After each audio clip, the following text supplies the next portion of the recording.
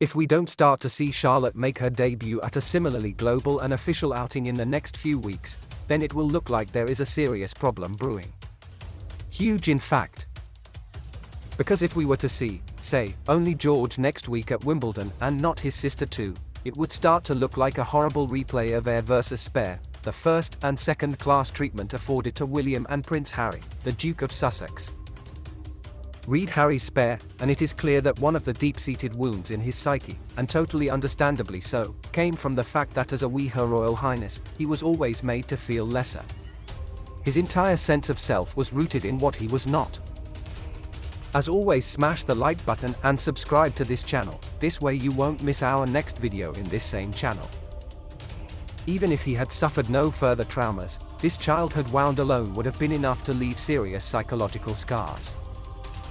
If William and Harry, aka the Brothers Grimm, had been ruthlessly raised as equals, two boys with robust, whole senses of self founded on who they were as people, not their proximity to the throne, and thus had a much better relationship, would we be where we are today?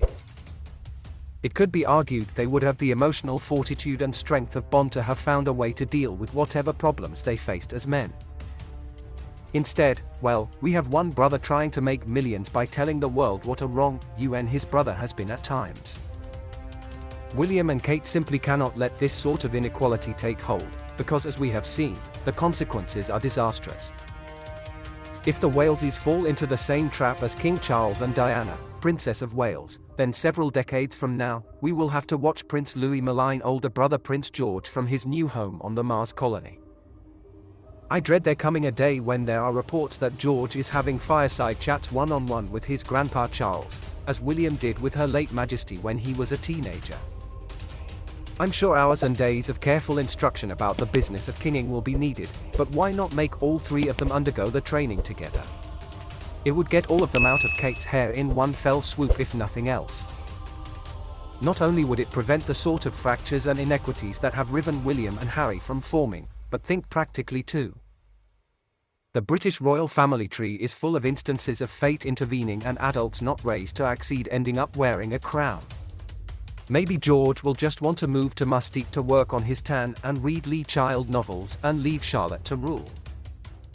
If the House of Windsor is to make it to the 22nd century and the advent of flying cars, the royal flying saucer could join the royal train, then there has to now be a nice long spell of unity. For the monarchy to work as an institution, the Windsors need to work as a family first, a family who can and will pull vaguely in the same direction and not have years-old bitterness eating away at things. Which is why we need to see Charlotte spending a precious day of her summer holidays, which start next week, sitting tidily in the royal box wearing whatever junior Laura Ashley Nightmare Kate has chosen.